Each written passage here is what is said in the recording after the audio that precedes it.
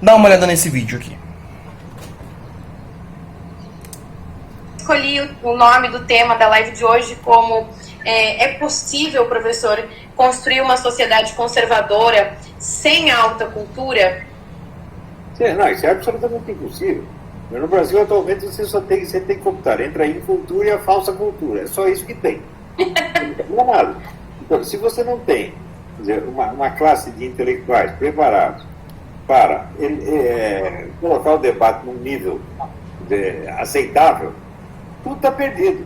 Toda discussão pública é só besteira. E, portanto, todas as decisões vão ser sempre erradas. É exatamente o que está acontecendo. Por exemplo, né, eu vejo o pessoal toda hora está discutindo problema de raças, o Brasil é racial. A resposta à pergunta é: quantas pessoas você conhece que leram uma história da África?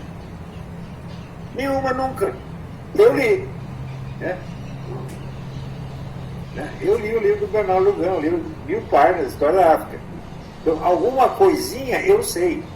Não sou especialista na área, evidentemente. Né?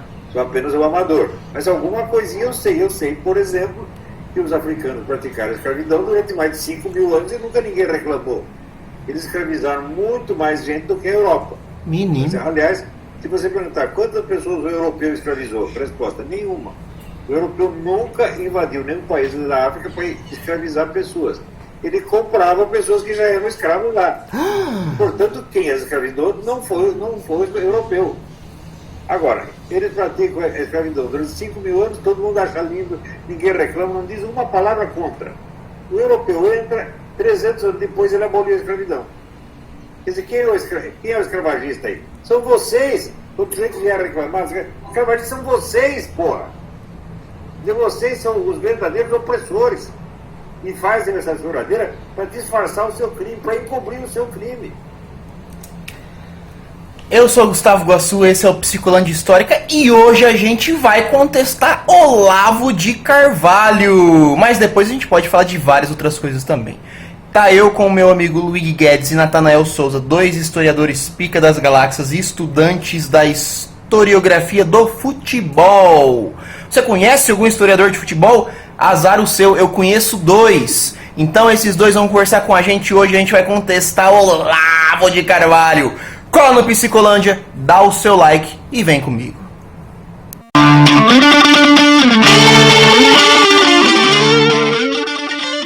Galerinha, é o seguinte: o que é cultura? É por aí que a gente começa. Algum dos senhores querem começar? Aliás, esse é o Natanael, meu brother. Obrigado por você estar indo no Psicolândia. Tamo junto. Irmão, irmandade. Formei com ele, gente finíssima, pós-graduado em História e Cultura.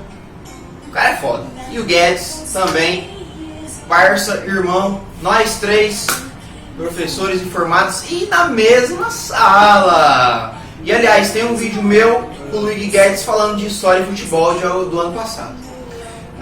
Bom, já que eu começo. Você começa, você que manda. Cara, a cultura pra mim, tipo. Guedes, a cultura pra mim, mano, é tipo. Mano, a cultura é o próprio eu, tá ligado? Seria toda a forma popular de movimento e de costume? Ah, mano, a cultura é isso aí que nós está fazendo, tá ligado? Conversando, comendo um amendoim, ouvindo um som. Qual que é a cultura do trabalhador brasileiro? A cultura do trabalhador brasileiro é isso aqui: trampar o dia inteiro e na tarde ir lá e tomar uma cervejinha ainda. Pro Olavo falar que a gente não tem cultura ou a gente é inculto, né? A cultura é algo que existe por si só, né, mano? A gente não consegue explicar. É uma gama muito grande, né? E vamos supor, o que você tem de cultura é um costume. Se você tem aquele costume, vai gerar uma cultura numa localização, numa região ou numa nação. Eu acho que é assim. Por exemplo, o processo de exploração colonial se tornou cultural no século XVII? Sim. Século XVI, século XVII. Então a cultura é tudo aquilo que se torna popular, se torna prático e se torna do convívio da sociedade. Isso aí é massa que você falou. Não é? E tipo assim, quando houve escravidão, Era cultural, porque era uma prática e um costume, igual o Theos falou, pode usar até aquele cara lá, o empirista lá, o gordinho inglês. Ah, eu esqueci o nome do filho da mãe. É o costume, tá ligado? Então, hoje, se a gente fala assim, cara, eu tenho um escravo lá em casa, meu Deus, você vai preso. Mas na época, se falasse, eu tenho um escravo, o cara ia falar assim, eu tenho 10. Então, tipo assim, por mais... Eu tenho um comércio. A gente é contra a escravidão, mas é engraçada a piada que é inteligente. Mas, tipo assim, mano, a cultura é tudo aquilo, eu concordo com o Theos, com o Guedes, que ela pode ser reproduzida e eu me entendo naquele processo.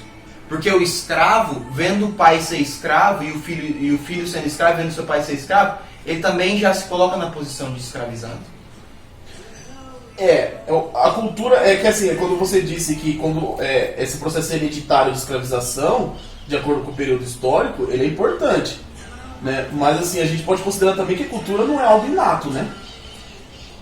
Não é inato, porque ela está se modificando, né? O processo cultural ele se modifica, ele cria características modernas, cria características contemporâneas e tem características da antiguidade.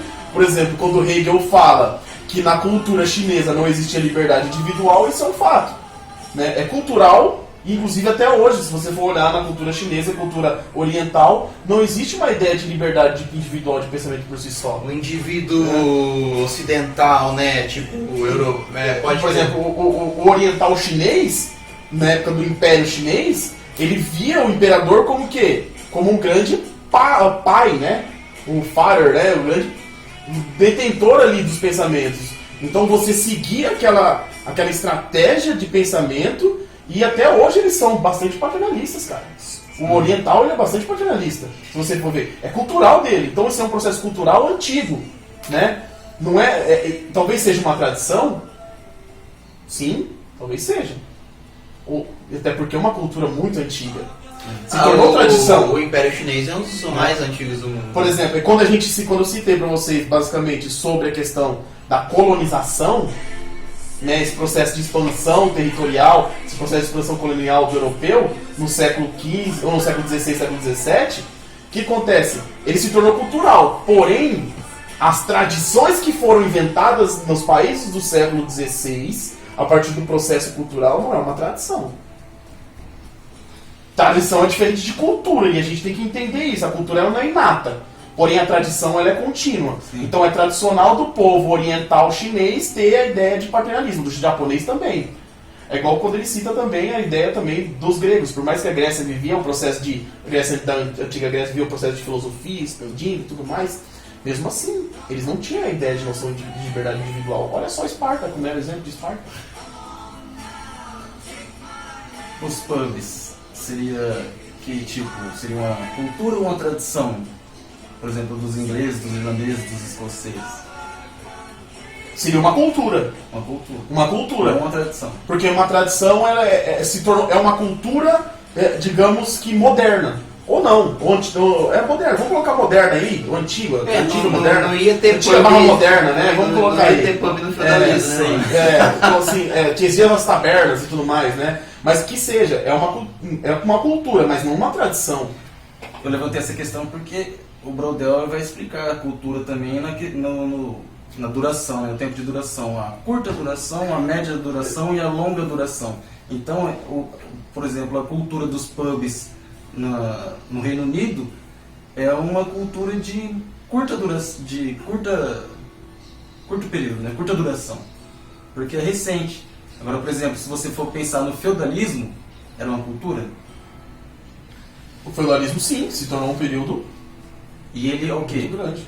De média ou longa duração? Longa duração. Entendeu? É longa duração porque essa questão de muito tempo. Agora, a dos pubs já é mais recente. Né? Que é uma coisa contemporânea, né? Sim, contemporânea. E você citando esse fator, dá pra gente enfatizar também, pra quem tá assistindo, e pra quem também é da nossa cidade aqui, no caso o nosso amigo aqui é de Centenário, mas é aqui aculturado em Presidente Prudente, né? Aculturado, né? A gente pode citar, por exemplo, um processo cultural que se tornou tradicional aqui em Prudente. Por exemplo, o consumo do evento sertanejo. O consumo do evento sertanejo... Lá é assim, mano. Né? Você, por exemplo, até em Centenário do Sul aqui, por exemplo. A cultura do evento sertanejo, ela se tornou popular justamente pelo consumo daquele produto. O que é o consumo do produto? Das relações sociais, das pessoas que gostam daquele estilo musical ou não, que vão pelo aquilo que aquilo lá vai trazer pra ele. Certo? E o que a gente pode fazer? A gente pode fazer o seguinte. Você falou dessa questão da duração, pequena duração, curta duração. Isso é uma pequena duração. Hoje tem show sertanejo imprudente? Ah, mas hoje nós tá no Covid, Não, mano, mas também, não. né? Tudo bem, a gente conhece isso. Mas eu digo assim, até então, antes da Covid, estava existindo show sertanejo imprudente? E eu falo que vocês sabem que, né, já tive relação com isso. Não. Então é uma cultura de curta duração. Pra quem não sabe, a mãe do Guedes promove esse tipo de show. Já não mais. Não promove mais, mas ela era promotora de show. Mas veja bem, quer falar alguma coisa, Celso? Não, pensando nessa questão de, assim, para ampliar um pouco a questão da cultura também, vamos supor, pensando no nosso país aqui no Brasil, né, a gente pode pensar a cultura em alguns aspectos, por exemplo, a questão do regionalismo, né, e a questão do nacionalismo. Por exemplo, aí você vai voltar, tem o Van Hagen, outros historiadores que vai falar, né, da formação do Brasil como brasileiro mesmo, das raças.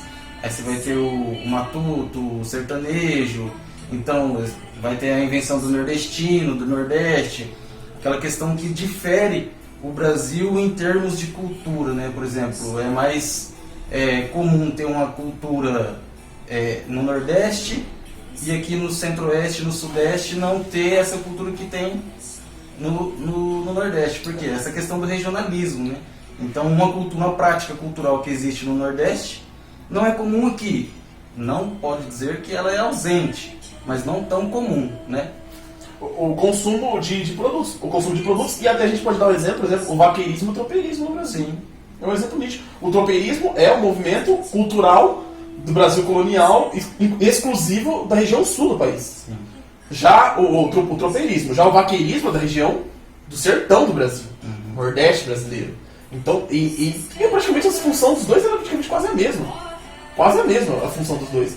Então, assim, essa questão de regionalização, ela é importante, que ela não é uma exclusão da cultura, mas o quê? Uma identificação cultural de cada região. E também a gente entra naquele fator, como se você citou o Brasil também atual, citou, né, os pubs da Grã-Bretanha em si, a gente pode introduzir que, por exemplo, quando o Hobsbawm fala a invenção da tradição. Sim. Que é Verhagen, você citou o Verhagen, a invenção da tradição para criar uma identidade nacional, cultural, e trazer isso. Tentar explicar aquele regionalismo, aqueles... Ele até fala, como que um... Desculpa interromper você, Pode falar. porque ele até fala assim, como que uma região que foi colonizada no século XVI, a não ser os nativos, existe uma tradição. É muito atual para ser uma tradição. Sim. Então não é. É igual quando o sulista lá fala, não, o Carvalho, que eu sou sulista, o tropeirismo que foi criado no Brasil, fala, não, o Rio Grandense, que negou a roupa, né? Não é, a gente sabe que não é uma invenção de tradição para criar uma identidade regional daquilo que você está falando. Falamos bate aqui, mas sem... Ô, guri! Vamos falar aquele cara, imagina o preconceito com o Rio Grandense, eu tenho até amigos de Rio Grandense. Não é churrascaria gaúcha aqui na nossa cidade. Eu também gosto de churrasco. Não, mas é que a gente explica também esse regionalismo tudo pelo dialeto, né? A gente não está fazendo nenhuma brincadeira, que a gente está falando um dialeto que é normal do cotidiano no gaúcho aqui. É igual eu chegar aqui e falar assim, agora você falar assim, o gaúcho olhar pra gente e falar que tá usando uma bombeta e uma lupa, né? Então, com o boné e o óculos, né? Não dá. A gente tem esse costume de falar. Dá uma olhada nesse som, galerinha. Isso aqui chama-se Jefferson Airplane. Esse som era a trilha sonora das viagens lisérgicas da época dos anos 60.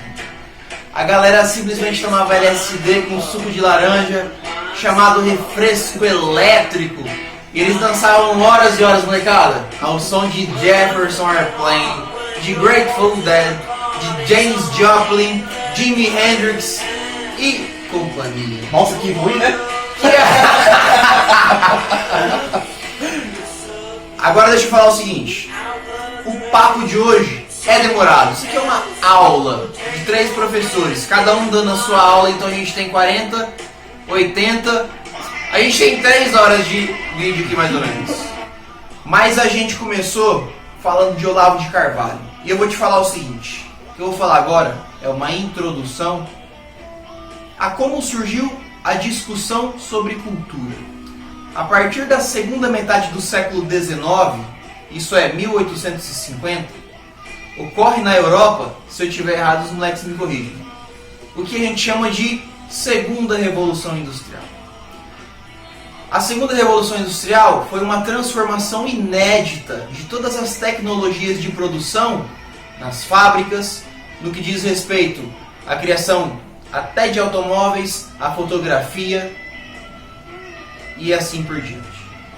Agora a gente tem luz elétrica, antigamente não. Agora a gente tem telégrafo, antigamente a gente não tinha. A segunda revolução industrial ela acontece principalmente nos países mais desenvolvidos que a gente conhece como potências europeias, como França e Inglaterra. A Alemanha, a partir de 1870, com a sua unificação, ela passa em menos de 30 anos para a segunda maior potência da Europa, batendo de frente com a Inglaterra, que era conhecida como Londres é o lugar que o sol nunca se põe. Por quê?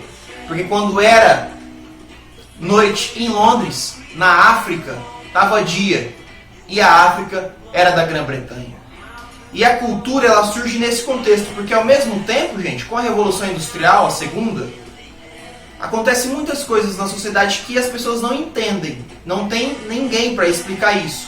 Surge a sociologia como uma necessidade de entendimento dessa sociedade. E também surge a antropologia, que busca estudar a cultura dos povos não europeus. A Europa, ela ia na África, ou na China, ou no Oriente, ela falava assim, isso aqui agora é meu, e agora vocês são da forma com que eu quiser. Isso chama imperialismo e neocolonialismo. Agora vocês vão comprar os nossos produtos. E aí, nesse sentido, já que a Inglaterra, a França e outros países como a Alemanha pegavam essas colônias, elas falavam que eu sou mais desenvolvido do que você e você então precisa me obedecer. É aquele argumento da civilização mais adiantada, né? Então a Inglaterra era civilizada e a África não. Isso dava a abertura para a Inglaterra dominar a África. E aí a Inglaterra vai falar o quê, Nath e Guedes? Olha, se eu sou mais evoluído que vocês não valem nada. Então a cultura africana não valia nada. Assim como os portugueses que vieram para o Brasil acreditavam que os índios não valiam nada, aliás, que não eram nem seres humanos, que não tinham nem alma. A antropologia, surge para estudar essas culturas que são vistas como nada. E no conceito, a cultura é tudo aquilo criado pelo povo, seja material ou imaterial. Desde formas de toque, por exemplo, no coronavírus, agora você faz assim. Pode ser um costume, talvez não seja uma tradição, mas ainda assim é um hábito cultural, porque até os velhos que não fazem assim, agora estão fazendo. A antropologia ela surge para estudar a convivência dos povos, como eles vivem, como eles conversam, como eles têm uma linguagem, no que eles acreditam, em Jesus ou nos orixás. Tudo criado pelo indivíduo humano, pelos homens e pelas mulheres, é cultura. E o Olavo de Carvalho diz que no Brasil a gente ou é inculto ou a gente não tem cultura, é isso, né? Falsa cultura. Falsa cultura. A cultura é como eu me identifico, gente. Se a minha mãe cantou A Cuca Vai Pegar, Nana Neném, se eu brinquei de pega-pega, de esconde-esconde, de pula-pula, de pula-corda, de passa-anel, eu tenho uma cultura ligada e aquilo é o que me representa, porque eu aprendi, eu brinquei e eu vivi na rua. Faz parte da minha identidade. Se ele fala que eu sou sem cultura, ele está negando até a minha própria pessoa. Então esse é o primeiro ponto que a gente vai falar de Olavo de Carvalho. O Brasil é inculto.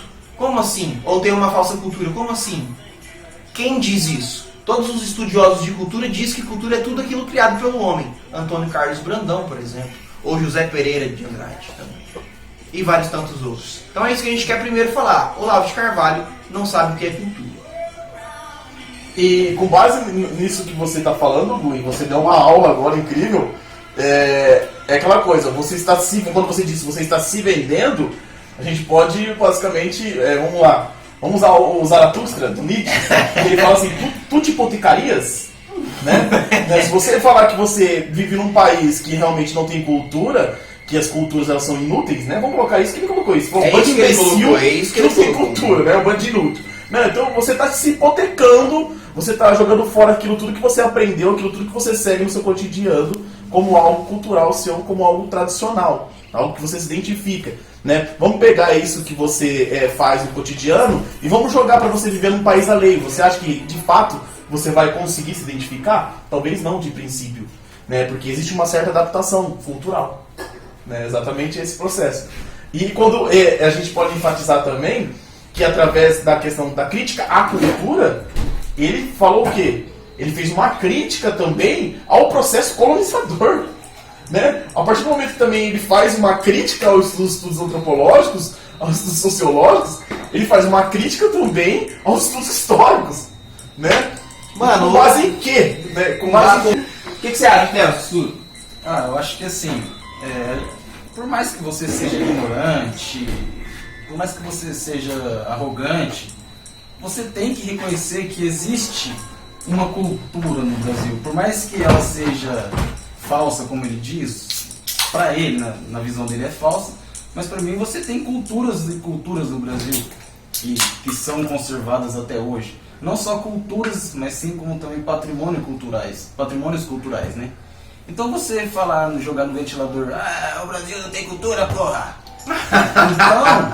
Então mostra a ignorância, a arrogância que esse cara tem, porque assim, se você for pesquisar, se você não precisa pesquisar, você sabe que o Brasil tem capoeira, o Brasil, isso é o quê? Se não for cultura? Que não é nem brasileiro que vem da África, mas até hoje, em todo lugar tem alguém que dança capoeira. Eu tô Tem falando, alguém que joga. o básico, não, antes de você concluir seu raciocínio, você come arroz e feijão, não come, meu filho? Então já se resume por aí. Tá, pode continuar. Exatamente, a questão da cultura não é só no que o ser humano faz, ele se alimenta. A alimentação também é cultura. Exatamente, A feijoada, porque Exatamente. Você tem a história da alimentação. Mas lógico, o Olavo de Carvalho não vai querer se preocupar com a história da alimentação, em ver, em estudar pessoas que escreveram sobre isso, historiadores que escreveram sobre isso, porque ele é ignorante e arrogante. Mas assim, você tem a cultura do funk no Brasil, por mais que seja atacada, seja criticada, a gente tem que entender o conceito de cultura do funk, que está relacionado a um determinado lugar, a uma determinada sociedade que está alijada. Você tem que entender o contexto. E o cara, ele simplesmente elimina todos esses contextos, todos esses arcabouços e joga tudo e fala que o Brasil é uma falsa cultura. Falsa cultura para ele que não está no Brasil e que não se interessa pelo Brasil. E há muito tempo, Há muito tempo. Então você não tem que falar que o Brasil tem uma cultura falsa. Você elenca primeiro as culturas que tem no Brasil para depois você... Exato, depois você... né? Mano, isso aí foi cirúrgico. Na verdade? O Theo falou do funk, gente, quando a gente vai dar um rolê na net, então, igual o Bumbum Tantan, do MC Fiote. Mano, que música sensacional. Mas foi o Dória que pagou. Não importa. A música é massa e você está usando a arte musical. Mas funk não é música, aí problema é seu. Mas enfim, no mestrado, no doutorado, eu conheço um cara que ele chama Thiago e ele se formou na Unesp. E o cara estuda funk, ele estudou na graduação, fez mestrado de funk e agora tá fazendo de doutorado. Mano, uma universidade lá na Alemanha chamou o cara para apresentar o trabalho dele sobre o funk. E aqui no Brasil o povo fala que funk não é cultura, que funk é lixo. Que o funk existente é apenas o funk norte-americano de James Brown, né? Como se realmente, claro, você é responsável por aquilo que você diz, você é responsável por aquilo que você tenta transmitir, né? Você transmite o consumo, a sexualidade, isso aí você é responsável. Agora dizer que a música que tem uma identidade de uma, digamos assim, uma identidade bairrista, regional, né? Inclusive porque são regiões diferentes que produzem funks diferentes. Se você for ver regional, se você for funk carioca, o funk paulista é diferente. O proibidão, uma identidade ainda mais bairrista também, consciente. Né? Exatamente. Então, se você dizer isso, você está negando basicamente basicamente, digamos assim. Está negligenciando. Mas o que está explícito no que o Olavo está dizendo? O Olavo está dizendo o seguinte: só existe cultura para a classe superior da sociedade. Ponto. Que é a alta Inclusive cultura, ele, né? exatamente, a alta cultura. É. Inclusive ele cita os intelectuais e que não sei o que. Então ele está dizendo o seguinte, bom, tudo que é popular, tudo que é da classe inferior economicamente, né, não serve. Porque o pessoal tem que... O pessoal, gente... Os braganças têm cultura. Né? Mano, você vê essa tendência da nova direita, né? A extrema nova direita. O que é cultura? É você se interessar pelos estudos da Revolução Francesa, da Revolução Industrial. Mano, tudo que é europeu, tá ligado? E tudo que é brasileiro sempre é visto como nada. Igual os índios que lutam por terra e são vistos como os nada e ainda são vistos sem cultura. Tem indígena hoje que é visto sem cultura pelo Olavo, igual os portugueses vieram e acreditavam que os índios não tinham nem alma, que não eram nem gente. Mas, mano, é uma exclusão total. O cara simplesmente acha que cultura é aquilo que ele acha que é, tá ligado? E tem gente, desculpa só, tem gente que fala assim, índio não é índio mais não, os caras têm carro hoje, os caras têm televisão em casa. Pô, mano, você vive num lugar que vende TV e vende carro, você não vai comprar só porque você nasceu num lugar que não tinha. Então quer dizer que índio tem que ser primitivo. Índio tem que viver no mato, se mano. os caras tá invadindo lá com máquina, derrubando tudo, por que os caras não podem? O agro é pop, o agro é tech, o agro é tudo, mas o agro é tudo também, como violência, desmatamento, fogo e morte dos indígenas, igual acontece muito assassinato. Mas isso que o Nada falou é uma negação à civilização. Sim. Você nega a civilização indígena. Por exemplo, é a mesma coisa que dizer que quando os europeus chegaram aqui, eles trouxeram a civilização. E não é isso, a gente não sabe que. A gente sabe, na verdade, que não é isso, né? É você negar o que é a lei ou aquilo que você está acostumado a ser aculturado. Você. É igual eu falo para meus alunos, se meus alunos estiverem assistindo isso aqui, se vão assistir meus alunos aqui, é igual eu falo para vocês, pessoal, ó, não se esqueçam. Por que vocês são cristãos? Por que vocês acham que vocês nasceram com a consciência de que Jesus Cristo é o grande Salvador? Não, gente. Porque vocês foram colonizados por um país cristão. Sim. Isso foi exposto aqui, ponto. Se fosse um país muçulmano, vocês seriam muçulmanos, ponto. Né? Assim como é no Oriente, a maioria dos países. Então, é assim que funciona. É a negação da cultura alheia, né? É a negação da cultura alheia e a inferiorização das culturas populares. É o que a gente tá vendo. Nossa, mano, se o Telson falar, deixa eu falar primeiro. Isso aí é o que um cara falou um dia num vídeo, eu acho que eu mandei até pra você, do surgimento do capitalismo. No caso é o seguinte, para o capitalismo surgir, ele precisa introduzir um novo modo de vida num lugar na qual o modo de vida que existe não é aquele que o capitalismo está tentando introduzir. Então o capitalismo precisa vir e exterminar os indígenas e quem sobrar vai viver uma vida de consumismo e de competição. É a mesma coisa dessa cultura. Os portugueses vêm, mano, e impõem a educação jesuítica, que o Olavo de Carvalho acredita que é a melhor educação. Né? Paulo Freire não sabe nada, quem sabe são os jesuítas que vinham e se os índios não estudassem latim, não rezassem o Pai Nosso, se ferravam, né, mano? Eles eram contra a escravização dos índios, mas eram a favor da culturação dos índios. Exatamente, nossa, isso aí foi sensacional. Né? É engraçado isso, né? Se bem que eles colocavam os índios pra colher especialistas também, né? É, isso aí Dava pra trabalhar pra caramba também. Mano, então tipo assim, falando de cultura, e eu falo pra vocês dois, eu curto rock. Aliás, dá uma olhada nesse som que é do álbum Volume 4 do Black Sabbath.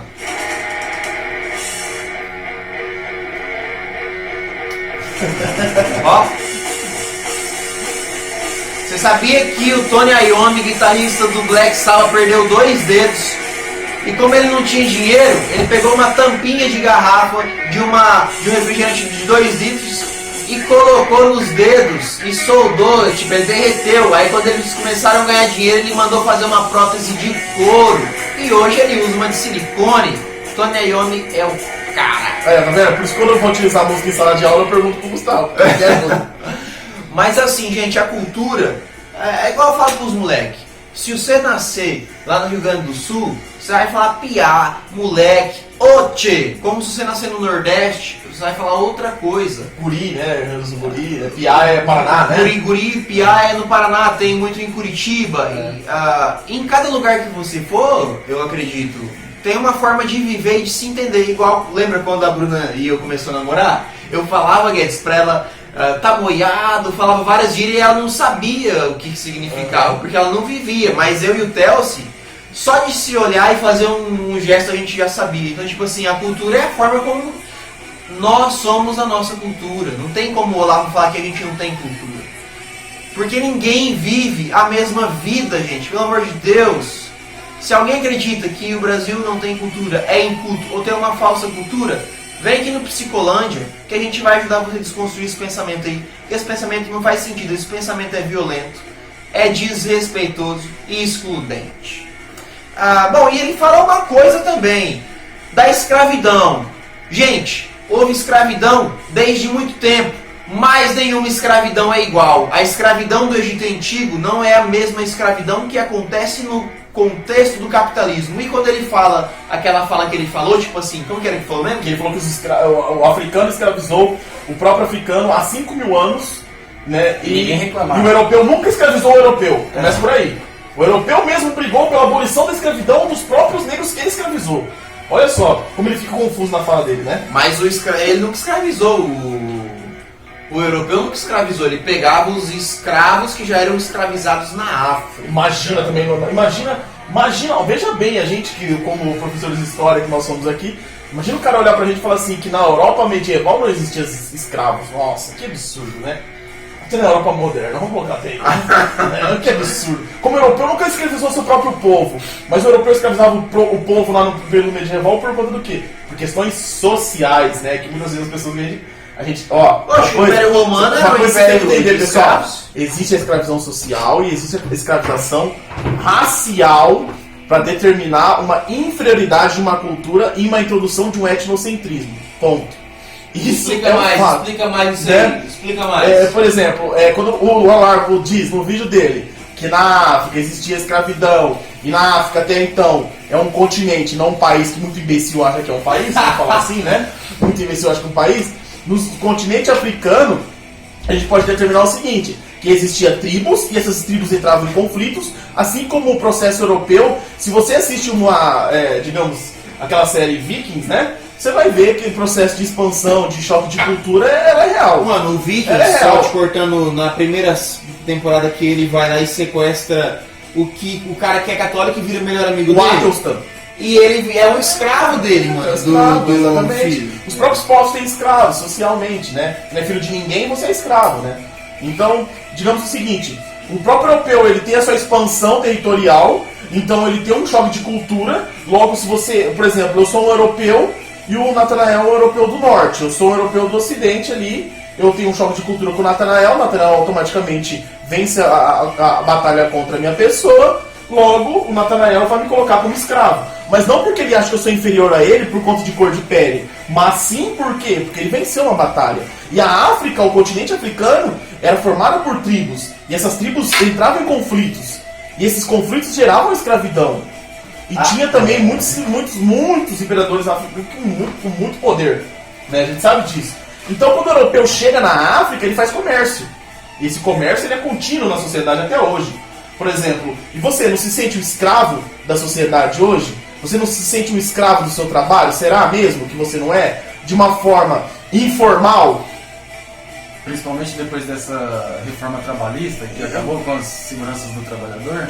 Você não se sente um escravo? Né? É só a forma bonita de dizer. Então, coloca a escravidão aí presente e coloca a escravidão hoje presente, que é aquela coisa. Vamos colocar uns balão, colocar um céu, que é aquela coisa bonita de dizer. Mas é a mesma coisa. Então, eu estou dizendo o seguinte, que na África não existia escravidão racial. Existia uma escravidão social e de conflitos de tribos. Servil, exatamente. Meu. Só que a relação da ignorância do ser humano e a negação do etnocentrismo europeu, a negação de você estar querer abraçar o Ocidente como o grande detentor da civilização, te faz acreditar que os africanos em si, eles se escravizavam e jamais o escravo africano chegou aqui no Brasil e foi julgado por ser negro. Imagina. Cara, mas agora só falar O Theo você vai falar agora.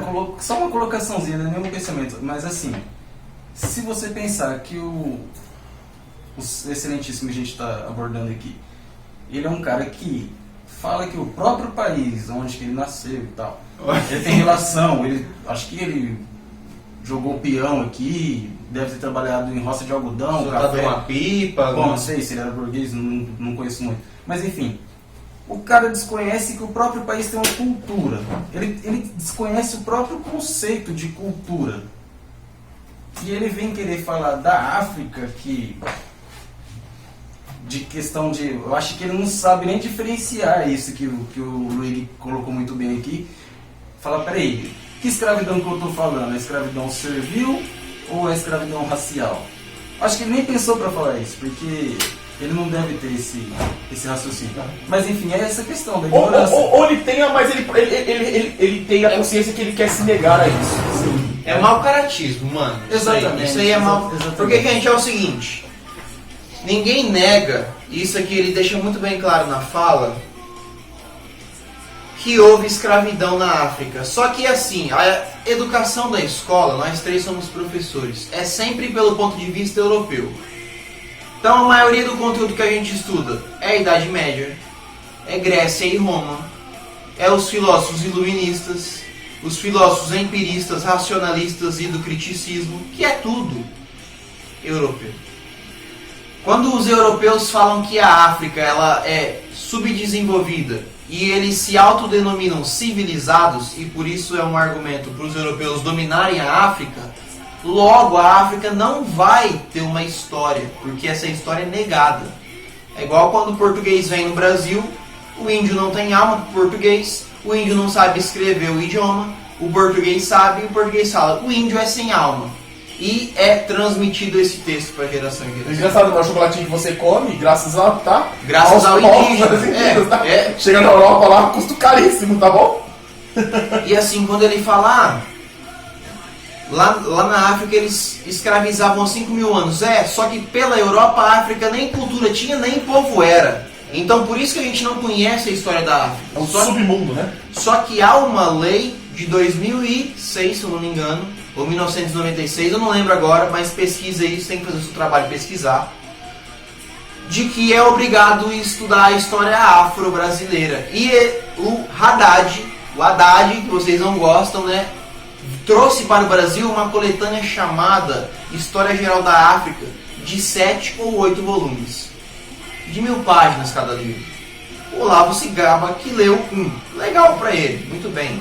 Mas por que a maioria das pessoas não leram? Porque a África sempre foi vista como nada, e o que é hegemônico é o ensino sobre a Europa.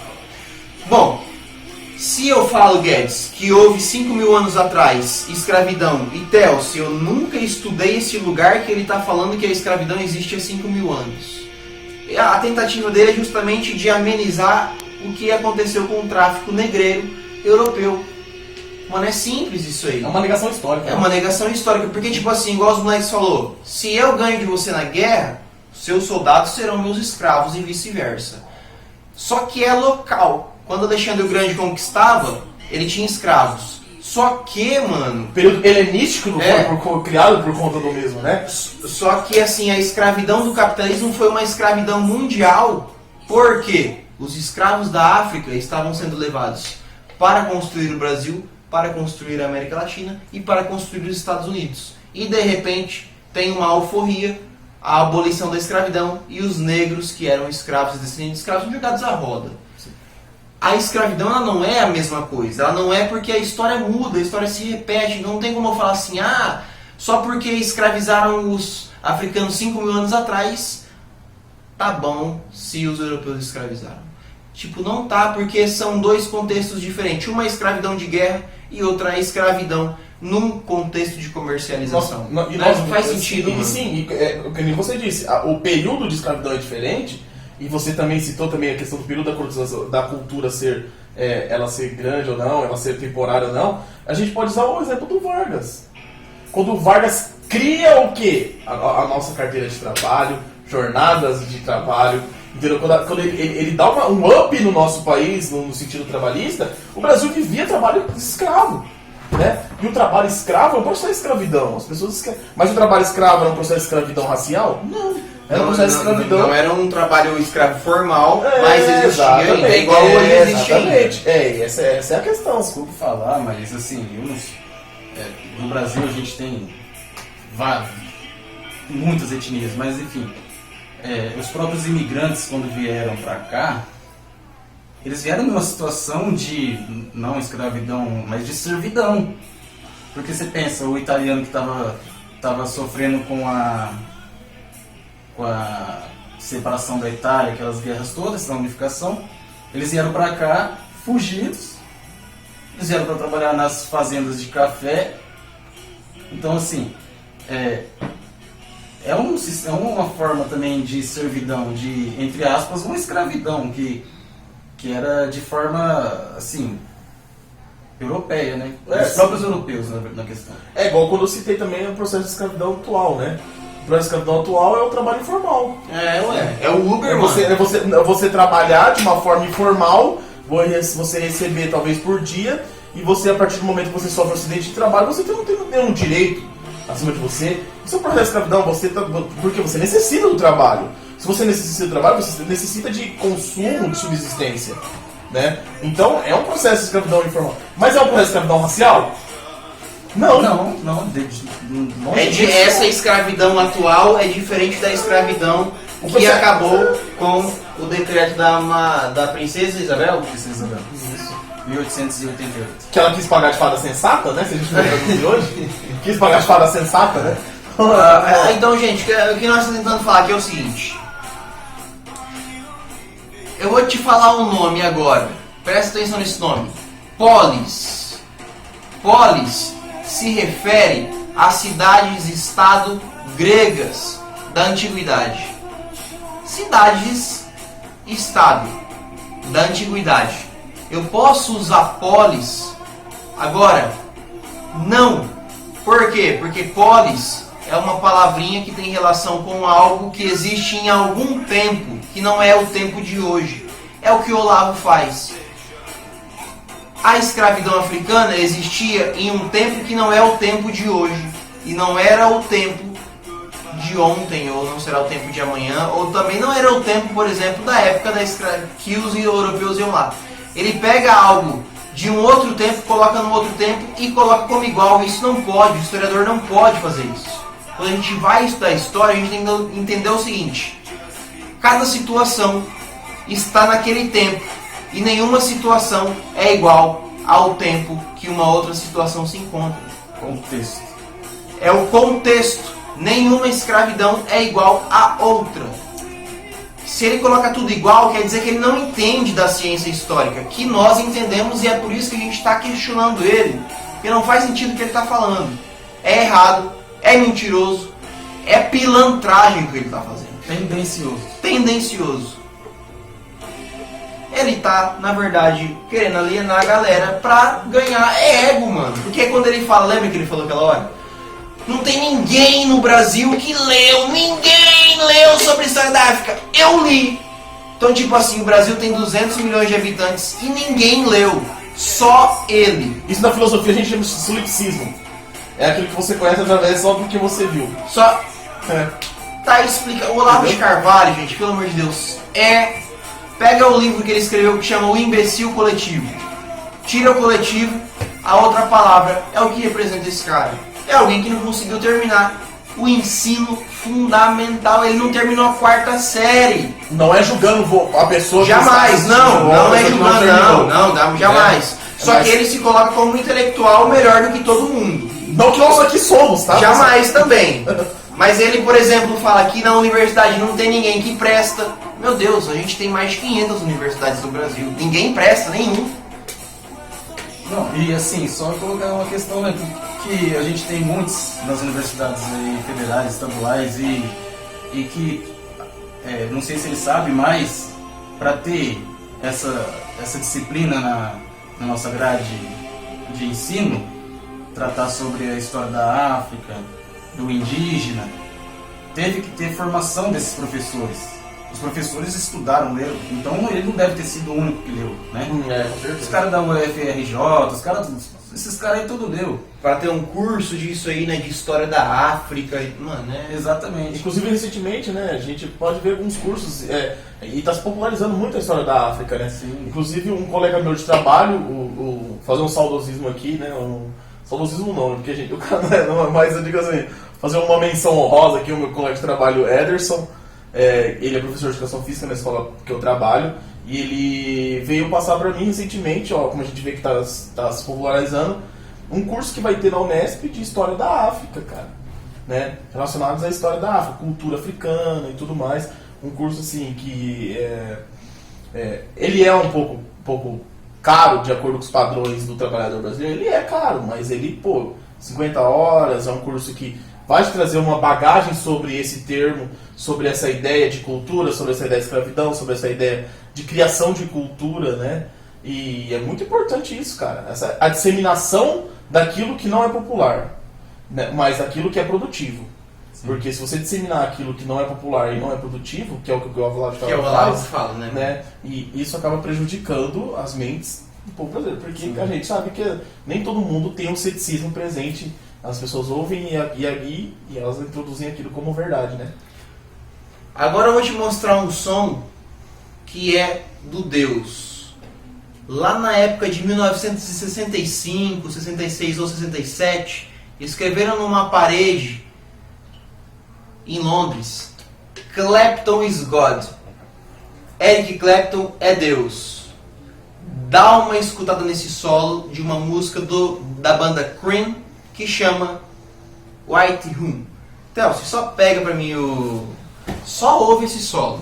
Os moleques também não conhecem, mas agora eles vão conhecer. Eu vou até pôr o som mais perto de vocês. O Theo que não conhece, que o Theo não... Mas ele já ouviu eu ouvindo. A minha cultura é um pouco diferenciada, é isso que eles estão querendo dizer, assim. Nós dois é rock e o Theo é funk e rap. Mas nós também curte e samba e tudo mais. Um pouco eclético, né? Um pouco eclético, não muito. É ecletíssimo. Não somos demasiadamente brasileiros, a gente faz tudo, sim. Porque eu sou brasileiro, meu ano só começa quando acaba fevereiro, quando passa. Mas ouve só, quero sério mesmo. Os caras gostam de rock pesado. Meu irmão fala que eu gosto de Legião Urbana pra ficar chorando. Pô, você tá escutando Legião de novo, cara, tá chorando aí, mano. Ó, pessoal, olha só como é importante o processo de culturação. Eu, automaticamente, a minha base de criação foi o rap. Eu conheci o rock and roll na adolescência. Só que eu introduzi isso a mim. Eu conheci o samba um pouco além da adolescência, lá para os 17, 18 anos. Então eu introduzi isso pra mim. Então o processo de culturação é bom, cara. Não é ruim não, tá? Se você fosse inteligente pra você aceitar isso. A cultura, mano, é como eu me identifico. Então, tipo assim, hoje eu gosto de algo, amanhã eu gosto de algo diferente daquele algo que eu gosto hoje. Se você falar que o povo não tem cultura, tipo, primeiro é um desrespeito e você mostra que não sabe de muita coisa do que tá falando. Você não sabe nada, porque, tipo assim, todo mundo se reconhece em algum lugar. Como dizia já o professor, você é um ser defecante. Você é um ser defecante, cara. Olá, você é um ser defecante. Mas ouve esse som, agora é sério. Põe mais forte aqui.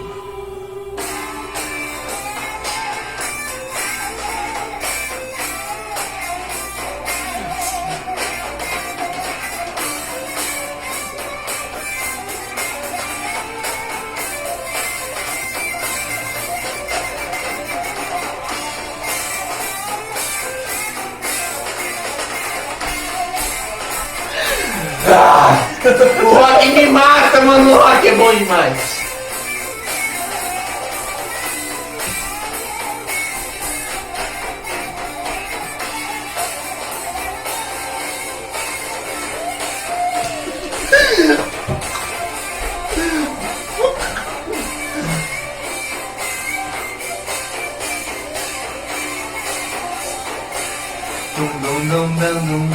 Justifica a pichação? Justifica. Os caras pichou Clapton is God. É justificável? É pra caralho. Você é louco, Guedes. Nunca mais eu vou fazer um vídeo tomando Sub-Zero, velho. Mas enfim, galera, vamos continuar o papo. Deixa eu só ver quantas horas foi. Se os moleques tiver que ir embora, a gente para. Mas se não, a gente continua. Meu celular já tocou 5 vezes. Quer fechar 1 hora, mais 3 minutos? Vamos falar, já que você na apresentação falou que nós somos historiadores de futebol, Vamos falar um pouquinho de futebol. A cultura do futebol, que a gente falou. Vamos dar um exemplo aqui então, eu pensei na hora do solo, né? Porque, o futebol como cultura, pô, só você imagina aquele cara da torcida jovem, do Gaviões da Fiel, do Palmeiras, como que eu esqueci? Mancha Verde. Essas torcidas organizadas. Você pergunta pros caras, o que é o futebol? Os caras vão falar, não é só futebol, né, Luiz? Fala aí. Não é. Mano, você não sabe o que é você tá debaixo do bandeirão, você ergueu o bandeirão, você tá no cheiro dali da arquibancada, aquela sensação, a hora que é um clássico. Eu já tive essa sensação de estar no Pacaembu com a minha esposa linda. O Santos está perdendo de 1-0 pro Corinthians, 40 mil santistas no Pacaembu. O Santos empata o jogo ao finalzinho do jogo. Cara, você abraça até quem você não conhece na arquibancada. Eu era de pandemia, eu tava em São Paulo, nem conhecia o tiozinho, foi gol, abracei o cara do lado, nem sei quem que é. Isso é uma cultura, você ir num estádio, dividir o seu tempo, o seu lazer, A sua emoção, né, a emoção com outros 40 mil pessoas que estão ali no mesmo lugar ali, isso é uma cultura. Assim como a alta cultura do Olavo, que seria algum concerto, alguns, né, alguma coisa desse sentido. Tudo é cultura. Tudo é cultura, mano. Não Tudo é existe cultura alta ou cultura baixa. A cultura é algo que existe por si só e ela flutua em classes, mas é cultura. E o futebol é uma cultura popular? Exatamente.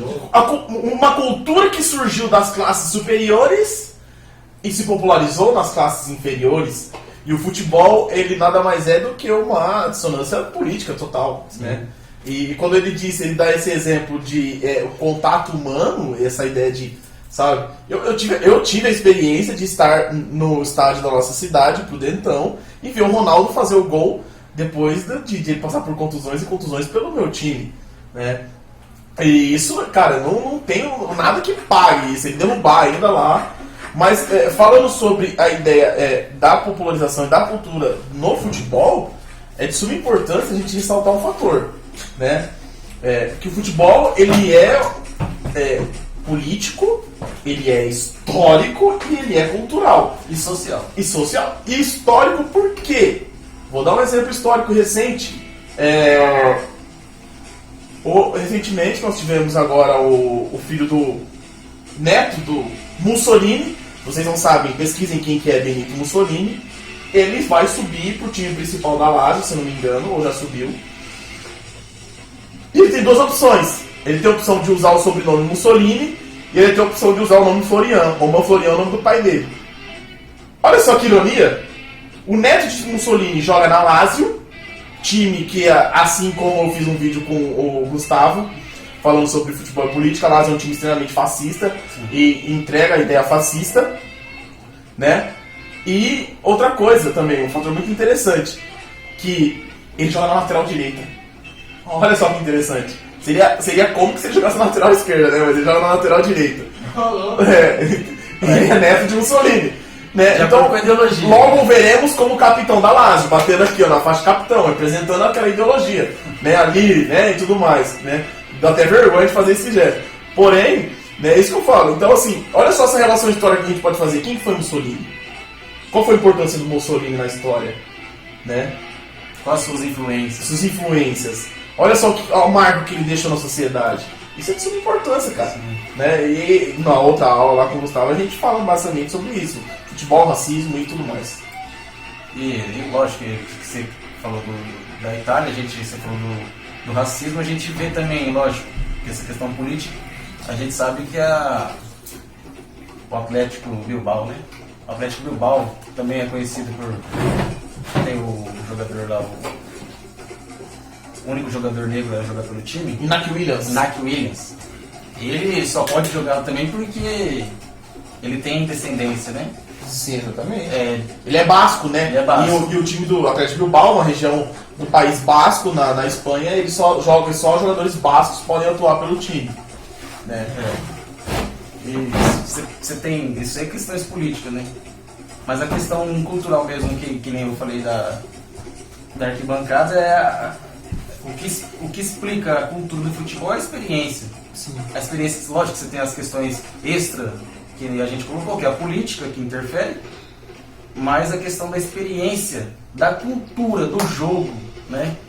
Essa que é a mais bacana. Mano, vocês falando de futebol, é que eu não sou fã, mas é a mesma coisa quando eu tô num show de rock, não importa se é num Black Sabbath ou num Caos Brasilis. A energia que tem no show de rock é igual quando faz um gol do Santos na final ou do Coringão. na final da Libertadores. Tipo assim, você toca aquele solo que você abraça o seu irmão do lado, você começa a pular, tá ligado? E quem não ouve rock ou quem não gosta de futebol nunca vai entender essa ligação que chega a ser até espiritual, mano, de tão potente que é. A cultura é justamente isso. Como eu me identifico, aonde é os lugares que eu posso ser quem eu sei que eu sou. Logo, não faça negação da cultura popular, porque você é um povo. Todos nós somos o povo. Sentimento de pertencimento, eu pertenço àquele clube, àquela torcida, àquela causa. A gente vai pra Argentina porque a gente vai apoiar o nosso time. A gente foda-se trabalho, eu não quero trabalhar, eu quero torcer, eu quero ver meu time. Isso é. É aquela coisa que eu falei pra ele, né? Que no livro lá que eu não tenho, e é um livro incrível que eu tenho como referência, e alguns, né? Um dos, né? Que é aquele futebol, objeto das ciências humanas, que ele fala, por que existem os cânticos no estádio de futebol? Os cânticos no estádio de futebol, por quê? Porque a partir do momento que você canta para o seu clube, você canta para o seu povo. Você se sente identificado. Você se sente representado, né? Exatamente. Cara, e aí nesse ponto eu queria chegar numa questão. Lógico, eu sou brasileiro, eu adoro futebol brasileiro, mas eu acompanho a Premier League, que é uma sensação de campeonato, né?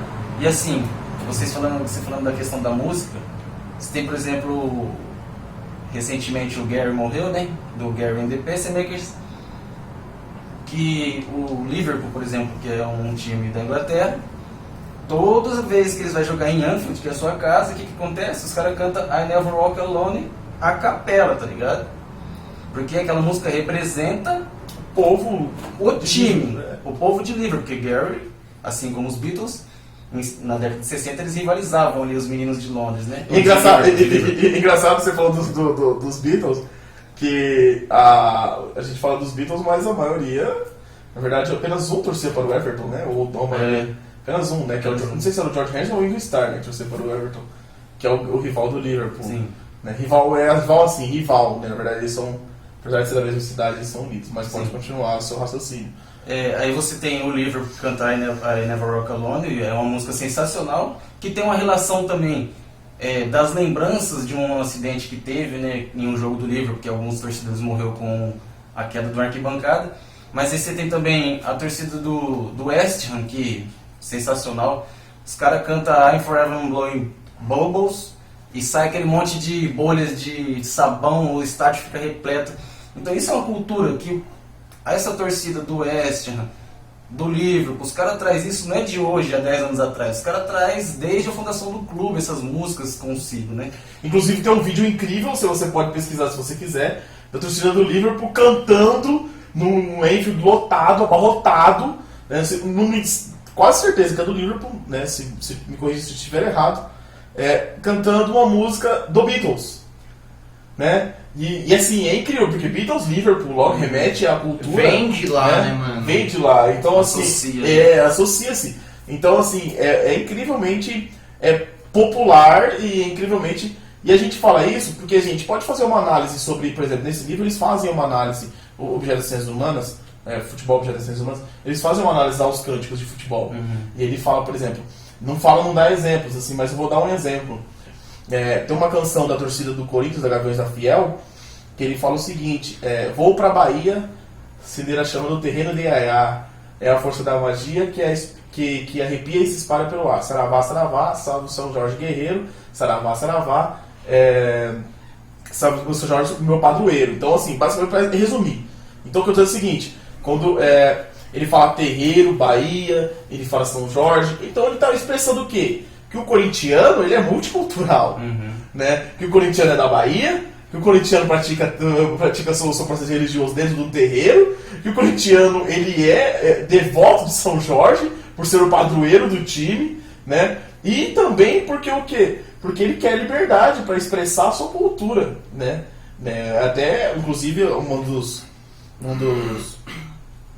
lemas da torcida do Corinthians que estamos aqui para reivindicar o que nós somos. O que nós queremos para o nosso clube. Então, assim, a ideia dos cânticos é quando você traz o quê? Estou me identificando, e essa identificação do nosso povo.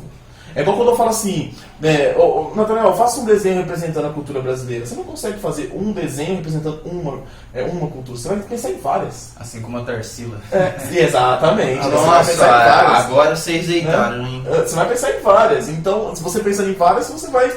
Existem diversas culturas, isso vai ser igual. Você está dando um exemplo. As bolhas lá de West Ham, né, You Never Walk Alone, né, de Liverpool. E também Blue Mall em Manchester, do City, né? Então, assim, isso é diverso, cara, não tem como. E, assim, tudo é questão de cultura. I Forever Blowing Bubbles, os caras, na época da Segunda Guerra Mundial, o Old Trafford, que é o estádio do Manchester, foi atacado, foi bombardeado, né? A Inglaterra... Essa eu sei. Cherry Balls, A Inglaterra sofreu muito e essa música, I Forever Blowing Bubbles, era utilizada pelos próprios soldados nos campos de batalhas, né? E o West Ham aderiu isso, trouxe para o estádio, né? Os operários. Fora a torcida do Norwich também, né? Que se engaja muito na questão da torcida gay, da torcida LGBTQI+, e tem toda essa... E os clubes têm suas vertentes, né, tradicional. Sim. Né? Por exemplo, quando você disse, e a gente não saiu de cultura em nenhum momento desse diálogo, porque isso não é uma aula, tá, gente? Não tá aqui pra dar aula, a gente tá aqui pra conversar, bater um papo e só esclarecer algumas coisinhas que estão falando aí de uma forma errada, né?